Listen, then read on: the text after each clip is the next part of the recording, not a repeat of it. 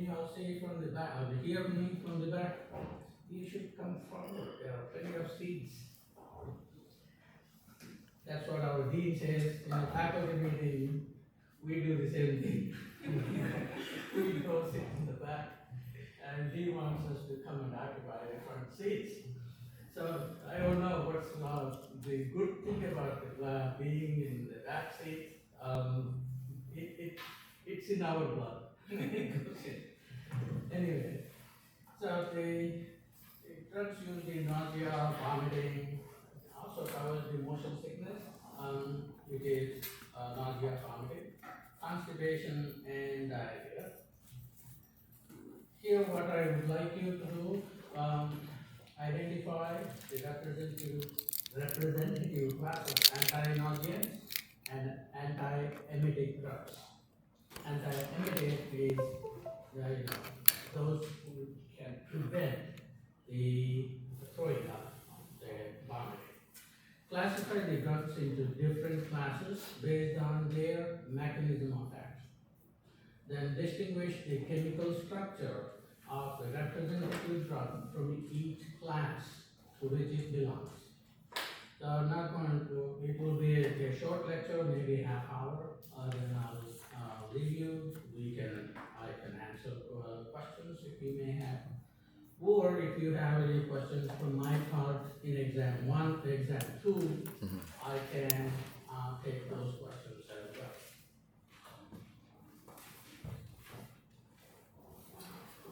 Drug targets, the pharmacology of these receptors have been talked about. NK1 receptors, 5-HT3, serotonin receptors, dopamine receptors, cannabinoid receptors, histamine receptors. The drugs belong to, in most cases, these are antagonists of the respective receptors. Say H1 receptor, M123 receptors antagonists, such as methylazine, cyclazine, promethazine, or antiemetics. Whereas D2, H1 and M3 receptor antagonists, such as phenothiazine, promethazine, and prochlorothalazine, and metoclopramide, these are the antagonists of D2, H1, M3 receptors. Another class of drugs, 5-HT3 receptor antagonists, such as ondansetron. But the next receptor, these are agonists of CB1 receptors. You may have heard about cannabinoid receptors. Cannabinoid, I didn't see the pharmacology, pathophysiology of the cannabinoid receptor in nausea, vomiting. They can act as antiemetics. These are agonists. Make that distinction where the previous classes they are all antagonists. Only exception is cannabinoid receptor. Cannabinoid receptor agonists act as antiemetics. One of the examples is dronabinol. However, there is a controversy whether this is a controlled substance or not controlled substance. Even within the US, there are states saying that no, you can prescribe dronabinol. But they are analgesics and they stimulate appetite, and therefore the dronabinol was introduced to treat HIV patients in early 90s because it stimulates appetite. Also in cancer patients, it was kind of the co-discovery. These agonists can prevent the vomiting sensation when the patient is going through chemotherapy. So if the cancer patient doesn't get any relief from these antagonists, the previous class antagonists, then the patient will be put into the cannabinoid receptor agonist, dronabinol. So that is a refractive treatment because if the patient is not getting relief, so they will put these patients in with cannabinoid receptors. Dronabinol, is it Schedule 1 schedule 5 or 235, which one you think dronabinol belongs to? And what's the alternate name for dronabinol? Marinol, yes. The chemical name, I'm talking. It's delta 8 tetrahydrocannabinol. Whereas delta 9 tetrahydrocannabinol, THC, is controlled substance. It is psychotic and you don't get prescription for that. But the dronabinol is a delta 8 THC. What happens is it goes in like a prodrug and gets metabolized to delta 9 THC inside the body. Then it can elicit all the antiemetic. Along with it, there may be psychotic activity. That's how our basketball player, what's her name, she got into trouble. Dronabinol is extracted from hemp plant, and therefore it is not marijuana. So the hemp oil is the one she had it in the bag when she checked in, when they accused her of kind of using controlled substance. They say dronabinol is not, mostly federally, it is not a Schedule 1 drug. It is not controlled. Therefore, federally it is accepted, but states have their own, some states have their own rule, they restrict. But this person didn't know, Russia doesn't know about this, probably distinction between delta 9 THC, delta 8 THC, so they put her in jail. So it is an unfair treatment for our basketball player. Anyway, it's so these only the agonists of this receptor they act like an antagonist. So dronabinol is a delta 8 THC? Yes, it is alternate. Its alternate name is delta 8 THC. But can be moved, yeah.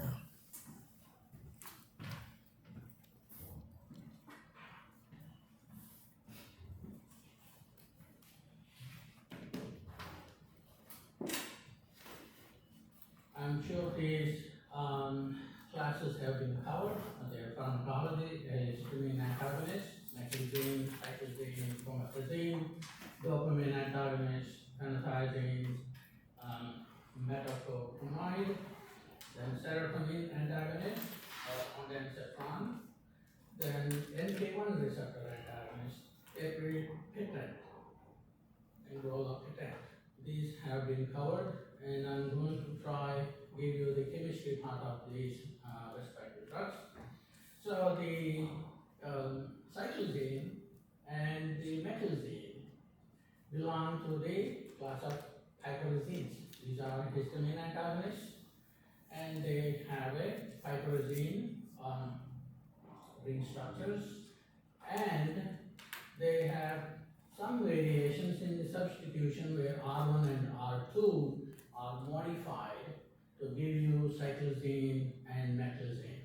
In case of cyclizine, the R1 here is just in its atom, whereas the R2 is substituted within methyl.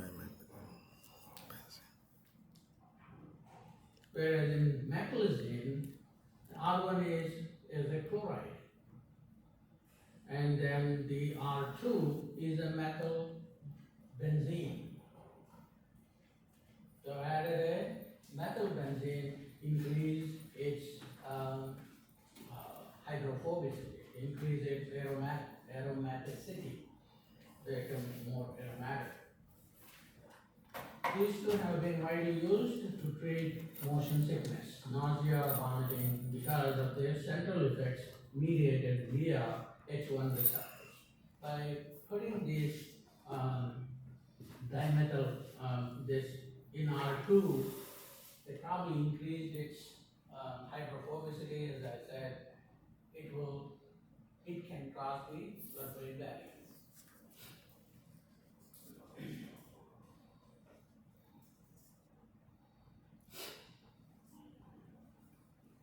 Another class of histamine antagonists, but these are tricyclics. Remember tricyclic H1 antihistamines? They have 3 ring structures, and there is a S atom in it, and it is the S enantiomers. So it is a mixture of R and S. So it is a racemic mixture, and it is an anti-emetic. Of course, it is the most effective agent for treatment of motion sickness. Again, it makes it more specific to H1 receptors, the tricyclic nature. Then there are tricyclic compounds, which are D2 receptor antagonists. And they are for example, phenothiazine. Phenothiazine is a benzodiazepine type 1 compound. And there are other examples, prochlorperazine. They are all related to the tricyclic compound. There is an exception here, metoclopramide. It is not a tricyclic, but it acts through, apart from the dopamine receptors, it blocks 5-HT4 and may sensitize M3 receptors of the muscle. See, the metoclopramide doesn't have a tricyclic nature or 3-ring structure, but it is a para-amino benzoic acid derivative. So this is if you have COOH and NH2, it is the para-amino benzoic acid. With other substitutions to the carboxyl group, they made this compound, and it's very effective in treating nausea, vomiting. And how does it act? It acts by increasing the GI motility. And also there are some say it increases the LES tone. Remember the LES, lower esophageal sphincter? You have come across on it in GERD. When people talk about GERD, they reflux. Because of the LES tone, if it becomes weaker, then the reflux or acid reflux occurs. It is at the lower end of the esophageal, that's where it acts like a flap. It closes the stomach acid from coming back to the mouth. So that is by increasing the tone of the LES, it makes it a tight lid. So it would not allow the vomit to come out. So that is, this compound increases the LES tone, thereby contains the vomit within the stomach. It won't allow it to come out. That's another mechanism of action for metoclopramide. Then the next class is serotonin receptor antagonists. In there, ondansetron, zafran is the 5-HT3 specific or preferential to 5-HT3 receptors. It is modified from cocaine structure.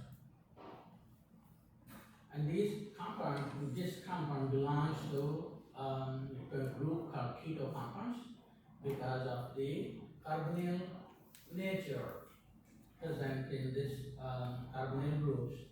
This will make the ketone functional groups. Some of the newer drugs in this group are granisetron, dolosetron. They all belong to this class, the aryl piperazine class. In ondansetron, what they did, they left this imidazole group at the terminal, and it is a heterocyclic amine, and being there, it can make the specific to 5-HT3 receptors.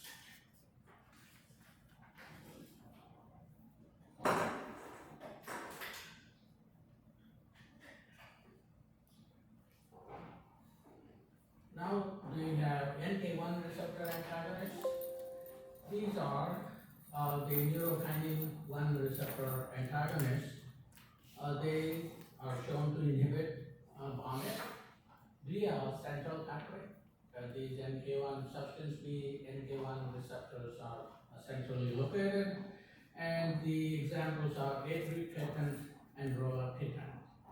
These are active drugs. They are coming from the fosaprepitant, which is a prodrug.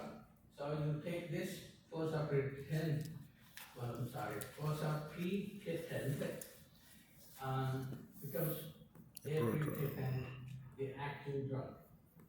So and it undergoes metabolism to give you the product atripitant, and then you don't need to know this long complex name.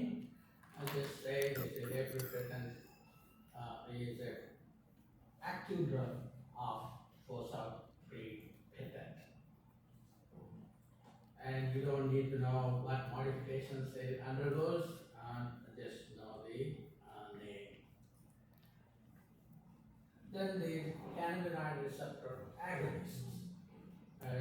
The dronabinol is derivative or closely related compound to delta 9 THC.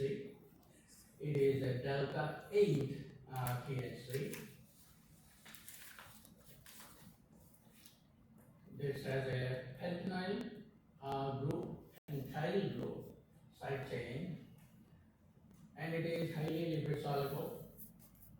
It undergoes metabolism into an active compound called delta 9, 11-hydroxy delta 9 tetrahydrocannabinol.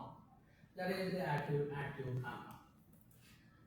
This compound, it has both psychotic functions besides this anti-emetic nature.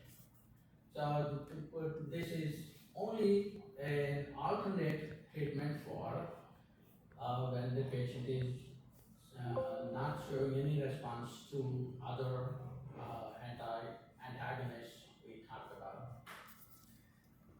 MOA is not clearly understood.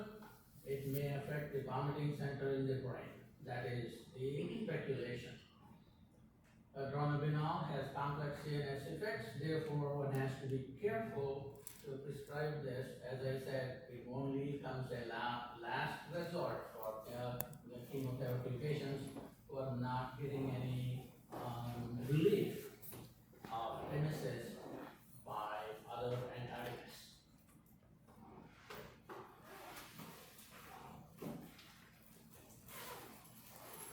Now we'll talk about a little bit on drugs for constipation.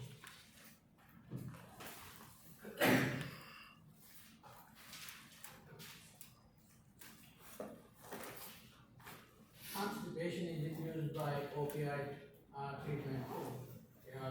There is OIC, they say, opioid-induced constipation. But anybody who undergoes surgery, post-surgery time, they will have this condition too. And now, there are certain people have a constipation, chronic condition, then they can use these laxatives. One of the laxatives which I like to talk about, the chemistry of lactulose. You all had carbohydrate chemistry in your T1. Remember the lactose and glucose units make the lactose disaccharide. Whereas this one is lactulose. If it is a lactose, they can break down glucose and galactose, and that goes into energy metabolism. But by adding galactose to fructose, they synthetically created this molecule, a disaccharide, which our enzymes cannot metabolize. These they are called disaccharidases. That's the one. These enzymes are the ones acting on sucrose, lactose. They break it down into individual monosaccharides, whereas this enzyme is not able to break down lactulose. So lactulose stays in the system, and it that becomes a non-absorbable carbohydrate. Therefore, it can relieve constipation condition.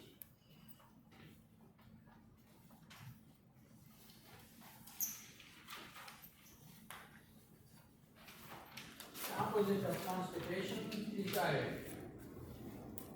Then diarrhea can be treated with any bulk forming hygroscopic agents, carboxymethylcellulose, calcium, polycarbophyll, etc. But the effective treatment is from the opioid derivative loperamide, Imodium. And then the others, diphenoxylate and diphenoxin. For diphenoxin, diphenoxylate is the prodrug which gets metabolized to diphenoxin, becomes the active drug. I have highlighted at the bottom. Now, opioids have inherent abuse potential. So the loperamide was a slight variation of opioid structure by making this butyryl group in here, butyramide group. It makes the compound compound inaccessible to brain because it cannot pass the blood-brain barrier, like morphine. Well, morphine can pass the blood-brain barrier, whereas this one cannot because of the butyramide derivatization or functional modification. Therefore, it becomes effective in treating diarrhea than the counterpart diphenoxylate is pH, is not PE. So diphenoxylate is a phenyl hypergene derivative, and it is a prodrug and is rapidly metabolized to diphenoxin, and that is the one acting and preventing the diarrhea by binding to the immune receptors of the peripheral, not in the central.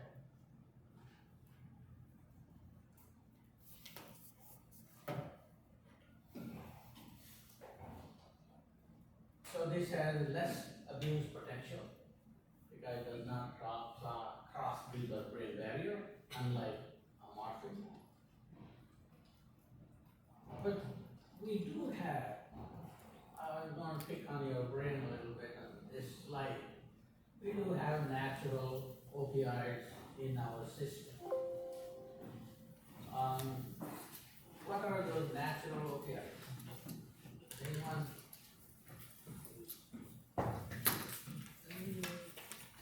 I know in biochem we didn't touch on this, but did you come across any of the natural opioids in your quota? 1, 2, 3. Yeah, more. Delta I'm sorry? She's saying mu. That's a new receptor. That's receptor. But what are the agonists, natural agonists, opioids, our body synthesizes? Our body synthesizes natural agonists, opioids like molecules, which can bind to all 3, 4 delta, kappa, or mu receptors, subtypes. These are naturally occurring opioids.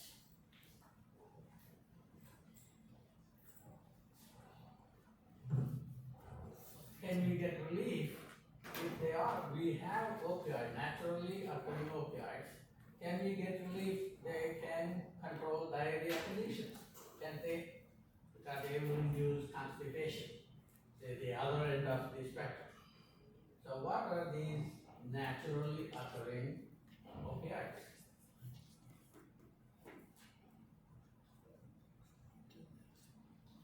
You heard of these enkephalins, endorphins? These are the naturally occurring opioids. Of course, they are peptides. These are peptide agonists. They bind to opioid receptors and they induce the same, whatever the morphine induces. They can be analgesics, they act like painkillers, and if we increase these natural opioids, we can control diarrhea. That was the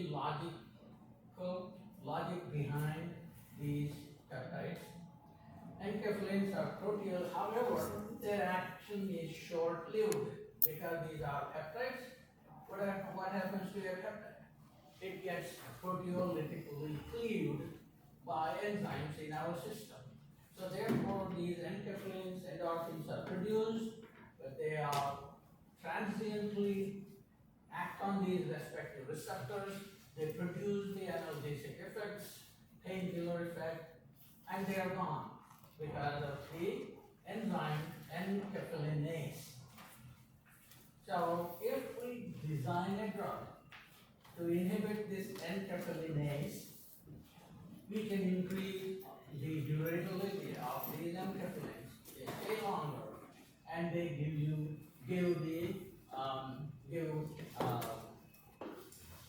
they can control the diarrhea condition.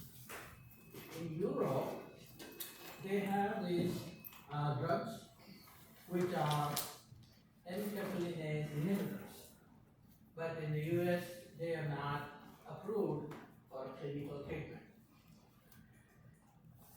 So by inhibiting this enzyme activity, one can control diarrhea by increasing these natural products of opioids stay there for longer time period so that they can bind to new receptors. These are acetylphen. It is a prodrug of thiolphen. So thiolphen is a thiol group, and enkephalinase, they have a zinc molecule in their active site. Remember the chelation? It is the other way around. So instead of the antacid, the divalent cations coming in bind to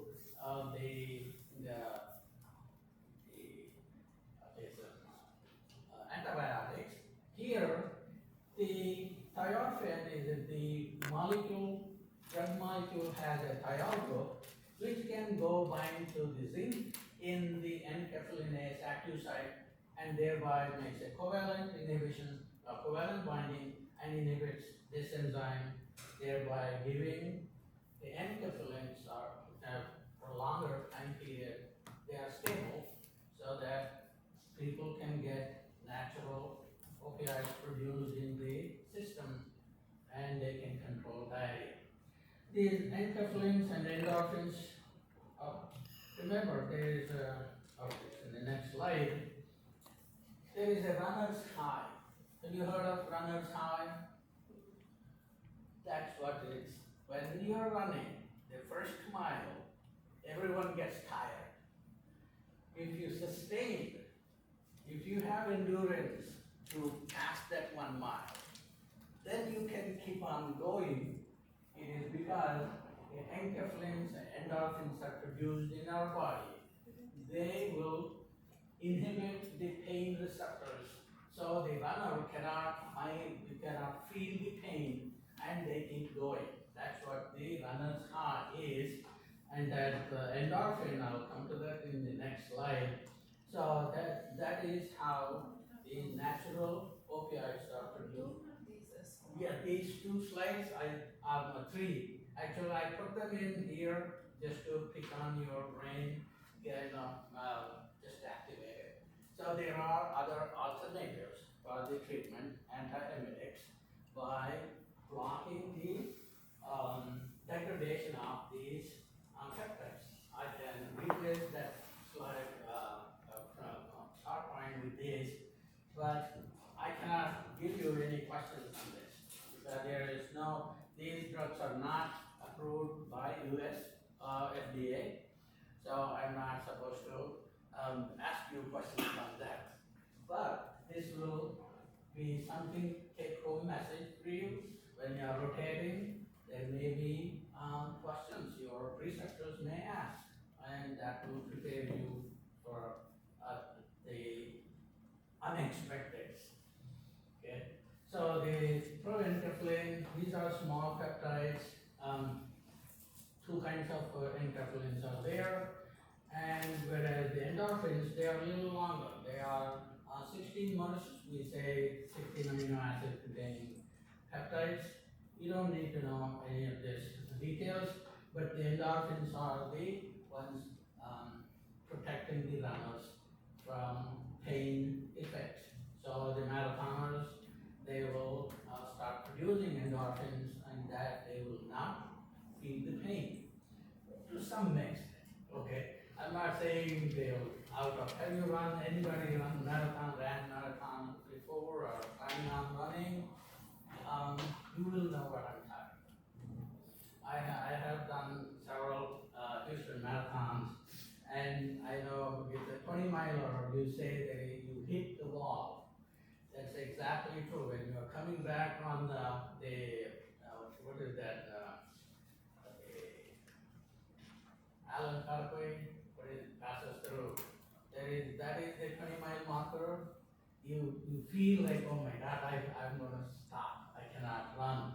So that's how you feel. And there your endorphins and enkephalins will protect you from that pain and make you run. Okay? So by avoiding their degradation, by inhibiting the enzymes, the proteolytic enzymes, you can provide relief for these patients' diarrhea condition. Okay? That's all I was trying to say. That's all I have. So your chemists focus on the antihistamine antagonists, the dopamine receptor antagonists, and then the other one, opioid receptor antagonist, and the cannabinoid receptor agonist. Donovan. I may have 4 or 5 questions in this. That's why I have to distribute these questions to the form. Okay. Are there any questions?